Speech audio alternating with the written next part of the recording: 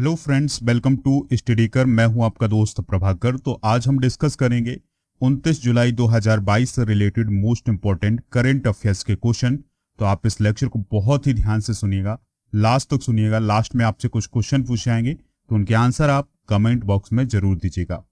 अगर आपने अभी तक स्टडी कर को फॉलो नहीं किया है तो फॉलो कर लें, बेल आइकॉन भी दबा लें, जिससे आपको समय पर सबसे पहले नोटिफिकेशन मिल सकेगा। पीडीएफ अगर आपको चाहिए तो पीडीएफ मिल जाएगा हमारे एप्लीकेशन पर। एप्लीकेशन का लिंक डिस्क्रिप्शन बॉक्स में दिया गया है, या फिर आप गूगल प्ले स्टोर से भी इसे डाउनलोड कर सकते हैं। जैसे ही आप इसे डाउनलोड करेंगे तो आप 3 डॉट पर जाइए, फिर इसके बाद स्टडी मटेरियल के ऑप्शन पर क्लिक करने के बाद आपको पीडीएफ मिल जाएगी।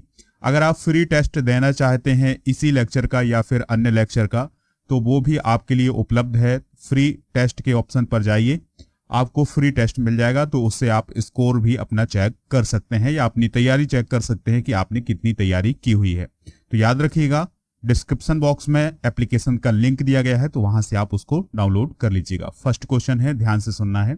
नीरज चोपड़ा किस खेल प्रतियोगिता से हाल ही में अलग हो गए हैं? तो इसका राइट आंसर होगा कॉमनवेल्थ गेम्स। जो कॉमनवेल्थ गेम्स हैं 2022 के, तो इस प्रतियोगिता से वो अलग हो गए हैं। यानी अब वो नीरज चोपड़ा जो हैं वो कॉमनवेल्थ गेम्स में नहीं खेलेंगे। इसका कारण क्या है? तो इसका कारण है चोट, इंजरी हो गई है उन्हें। अभी हाल ही में जो विश्व एथलेटिक्स चैंपियनशिप हुई है अमेरिका में, उसमें उन्होंने जो शानदार प्रदर्शन किया है, सिल्वर मेडल जीता है, और फाइनल के दौरान ही उन्हें चोट लग गई थी, जिसके कारण वो वर्तमान में फिट नहीं है। तो उन्होंने बर्मिंघम कॉमनवेल्थ गेम्स से अपने आप को अलग कर लिया है, और इस प्रकार से भारत की जो मेडल की उम्मीद थी वो भी थोड़ी सी कम हुई है। कॉमनवेल्थ गेम्स 2022 की अगर हम बात करें तो ये कहाँ हो रहे हैं? तो ये हो रहे हैं बर्मिंघम, इंग्लैंड में। मोटो क्या है? Games for everyone. नेशन कितने हिस्सा ले रहे हैं, यानी कितने नेशन जो हैं इसमें पार्टिसिपेट कर रहे हैं? तो इसमें 72 कॉमनवेल्थ नेशंस इसमें हिस्सा लेने वाले हैं। दोस्तों, इसमें कितने एथलीट होंगे? तो लगभग 5054 एथलीट होंगे।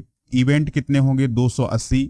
20 खेलों में 20 खेल खेले जा रहे हैं, और इवेंट कितने होंगे? 280। इसकी ओपनिंग सेरेमनी कब है? 28 जुलाई को, और क्लोजिंग सेरेमनी कब है? 8 अगस्त को। तो ये पॉइंट जो है वो आप नोट कर लीजिएगा, इस प्रकार के क्वेश्चन एग्जाम में पूछे जाते हैं। अगला क्वेश्चन है, सीआरपीएफ का स्थापना दिवस कब मनाया गया है? तो इस क्वेश्चन का राइट आंसर होगा 27 जुलाई को। कब मनाया गया है दोस्तों? 27 जुलाई को। तो हर साल 27 जुलाई को सीआरपीएफ यानी सेंट्रल रिजर्व पुलिस फोर्स का स्थापना दिवस मनाया जाता है। भारत का सबसे बड़ा केंद्रीय सशस्त्र पुलिस बल है कौन? सीआरपीएफ। और यह कब अस्तित्व में आया था? तो 27 जुलाई 1939 को सीआरपीएफ जो है वो अस्तित्व में आया था। भारत की स्वतंत्रता के बाद 28 दिसंबर 1949 को सीआरपीएफ अधिनियम के तहत इसे सीआरपीएफ का नाम दिया गया था। अगर हम बात करें वर्तमान डायरेक्टर जनरल ऑफ सीआरपीएफ की, तो वो कौन है? कुलदीप सिंह। याद रखिएगा कि सीआरपीएफ के जो डायरेक्टर जनरल हैं या महानिदेशक हैं वो कौन है? तो उनका नाम है कुलदीप सिंह। नेक्स्ट क्वेश्चन है, किस देश के क्रिकेट मैदान का नाम भारत के महान क्रिकेटर सुनील गावस्कर के नाम पर रखा गया है? तो दोस्तों, वह कौन सा देश है जिसने अपने क्रिकेट मैदान का या क्रिकेट ग्राउंड का नाम सुनील गावस्कर के नाम पर रखा है? तो उस देश का नाम है इंग्लैंड। क्या नाम है दोस्तों? इंग्लैंड। तो इंग्लैंड ने अभी ये कारनामा किया है। तो इंग्लैंड का एक ग्राउंड है जिसे लीसेस्टर क्रिकेट ग्राउंड बोला जाता था, तो अब इसका नाम महान क्रिकेटर सुनील गावस्कर के नाम पर रखा गया है। ठीक है दोस्तों, इंग्लैंड देश जरूर याद रखिएगा। इसका नाम गावस्कर के नाम पर भारतीय क्रिकेट को एक निश्चित ऊंचाई तक ले जाने में उनके योगदान को सम्मानित करने के लिए रखा गया है। यानी कि जो सुनील गावस्कर ने है इंडियन क्रिकेट को ऊंचाई तक पहुंचाने का काम किया है, इस बात को सम्मानित करने के लिए ही ये नाम रखा गया है। अमेरिका के केंटकी इलाके में गावस्कर के नाम से पहले से ही एक मैदान है। यानी अमेरिका में भी दोस्तों गावस्कर के नाम से एक मैदान पहले से है। गावस्कर टेस्ट क्रिकेट में 10,000 रन बनाने वाले पहले क्रिकेटर थे। ये पॉइंट जो है वो आप नोट कर लीजिएगा। अगला प्रश्न है, डेविड ट्रिम्बल को किस वर्ष नोबेल शांति पुरस्कार मिला था, जिनका हाल ही में निधन हो गया है? तो दोस्तों, जो डेविस ट्रिम्बल हैं ये आयरलैंड के हैं, और इनका अभी हाल ही में निधन हो गया है। ये इन्हें किस वर्ष नोबेल प्राइज मिला था? तो इन्हें मिला था 1998 में। ठीक है दोस्तों, तो इन्हें नोबेल शांति पुरस्कार 1998 में प्रदान किया गया था। तो इनका हाल ही में निधन हो गया है। तो पूर्व उत्तरी आयरिश प्रथम मंत्री, प्रधानमंत्री नहीं है दोस्तों, प्रथम मंत्री बोला जाता है, डेविड ट्रम्बल का 25 जुलाई 2022 को 77 साल की आयु में निधन हो गया है। उन्होंने 1998 में गुड फ्राइडे समझौते को बनाने में मदद की थी, जिससे उत्तरी आयरलैंड क्षेत्र में दशकों के संघर्ष को समाप्त किया गया था। यानी बहुत दिनों से संघर्ष चलता आ रहा था उत्तरी आयरलैंड में, लेकिन इन्होंने गुड फ्राइडे समझौता किया था, जिसके बाद यहां पर शांति स्थापित हुई थी। तो इसी को सम्मानित करने के लिए ही उन्हें 1998 में कौन सा पुरस्कार दिया गया था? नोबेल शांति पुरस्कार दिया गया था। किसके साथ? जॉन होम के साथ। ठीक है, ये पॉइंट जो है नोट करिएगा कि जॉन होम के साथ जो डेविड ट्रिम्बल हैं, उन्हें 1998 में नोबेल शांति पुरस्कार प्राप्त हुआ था। नोबेल शांति पुरस्कार दोस्तों शांति के क्षेत्र में दिया जाता है। भारत में किसको मिला है नोबेल शांति पुरस्कार? कैलाश सत्यार्थी को मिला है। और आप बताइएगा कमेंट बॉक्स में कि भारत में वह कौन कौन से व्यक्ति हैं जिन्हें नोबेल प्राइज मिला है। और दोस्तों एक बात और याद रखिएगा कि जो नोबेल प्राइज है ये सर्वोत्तम प्राइज है पूरे विश्व का, और इसकी स्थापना कब की गई थी? 1901 में। यानी 1901 से ये पुरस्कार देने शुरू किए गए थे। अगला प्रश्न है, लूलो रोज नाम का सबसे बड़ा गुलाबी हीरा किस देश में पाया गया है? तो दोस्तों जो ये लूलो रोज है ये काफी चर्चा में रहा है, और ये गुलाबी हीरा जो है वो कहाँ पर पाया गया है? तो ये पाया गया है अंगोला में। अंगोला जो है वो अफ्रीकन कॉन्टिनेंट में स्थित एक देश है, और वहां पर ये लूलो रोज नाम का एक गुलाबी हीरा पाया गया है। ठीक है, तो मध्य अफ्रीका के एक देश अंगोला में एक दुर्लभ शुद्ध गुलाबी हीरा मिला है, जिसे 300 वर्षों बाद पाया गया है, और ये 300 वर्षों बाद पाया गया सबसे बड़ा हीरा माना जा रहा है। यह 170 कैरेट का है। कितने का है दोस्तों? 170 कैरेट का, और इसे द लूलो रोज नाम दिया गया है। और इसका जो वजन है वो कितना है? 34 ग्राम है। कितना है दोस्तों? 34 ग्राम है।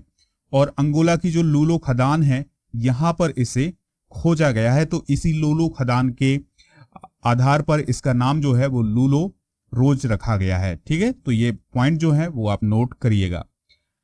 अगला प्रश्न है, विश्व हेपेटाइटिस दिवस कब मनाया गया? तो क्वेश्चन का जो राइट आंसर होगा वो होगा 28 जुलाई को। कब मनाया गया? 28 जुलाई को। तो जो हेपेटाइटिस है ये हमारे लीवर से यानी यकृत से रिलेटेड एक बीमारी है, और यह 5 प्रकार की होती है दोस्तों। कैसे? Hepatitis A, B, C, D और E, यानी 5 प्रकार का हेपेटाइटिस होता है। और अगर ये गंभीर स्तर पर पहुंच जाता है तो ये लीवर के कैंसर का बनने का कारण भी बन जाता है। पहला हेपेटाइटिस दिवस जो है वो 2008 में मनाया गया था। 2022 की थीम क्या है? तो 2022 की थीम है bringing hepatitis care closer to you.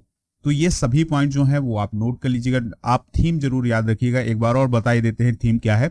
2022 की थीम है bringing hepatitis care closer to you. Next question है, आईआईटी मद्रास किस देश में अपना परिसर स्थापित करेगा? तो दोस्तों यानी कि जो आईआईटी मद्रास है वो किस देश में अपना परिसर यानी कैंपस खोलने वाला है? तो इसका राइट आंसर होगा तंजानिया। कहां पर खोलने जा रहा है दोस्तों? तंजानिया में। तो आईआईटी मद्रास अफ्रीकी देशों नेपाल और श्रीलंका में अपने कैंपस खोलने जा रहा है। तो इसके लिए डॉक्टर के राधाकृष्णन ने 16 सदस्यीय समिति भी बनाई है जो इसके लिए रोड मैप तैयार करेगी, यानी आने वाले समय में किस प्रकार से अफ्रीकी देशों में कैंपस खोले जाएं, नेपाल और अफ्रीका श्रीलंका में भी कैंपस खोले जाने हैं। तो इसके रोड मैप बनाने के लिए अभी हाल ही में 16 सदस्यीय टीम का गठन किया गया है। आईआईटी मद्रास इस योजना के तहत कुछ विशिष्ट पाठ्यक्रम भी पेश करने वाला है। तो ये पॉइंट जो है नोट कर लीजिएगा। यहां पर बात आई है तंजानिया की। तो तंजानिया की अगर हम बात करें तो ये अफ्रीकन कॉन्टिनेंट में स्थित एक कंट्री है। यह पूर्वी अफ्रीका का एक देश है जो युगांडा, केन्या, केमोर द्वीप, हिंद महासागर, Mozambique, Malawi, Zambia, Rwanda, Burundi और डेमोक्रेटिक कांगो गणराज्य के साथ अपनी सीमा को साझा करता है। यानी इतने देशों के साथ उसकी सीमा लगी हुई है। अफ्रीका का सबसे ऊंचा पर्वत माउंट किलीमंजारो तंजानिया में ही स्थित है। तो ये पॉइंट आपको नोट करना है। विक्टोरिया झील, तांगानाइका झील और मलावी झील, ये सभी कहाँ है दोस्तों? इसी देश में है। तंजानिया की जो कैपिटल है वो है डोडोमा। क्या है दोस्तों? डोडोमा। तंजानिया की मुद्रा क्या है? तंजानिया सीलिंग है। तंजानिया के राष्ट्रपति कौन है? सामिया सुलूह हसन। कौन है दोस्तों? सामिया सुलूह हसन। तंजानिया के प्राइम मिनिस्टर कौन है? कासिम मजलिबा। कौन है दोस्तों? कासिम मजलिबा। तो ये सभी पॉइंट जो है नोट करिएगा।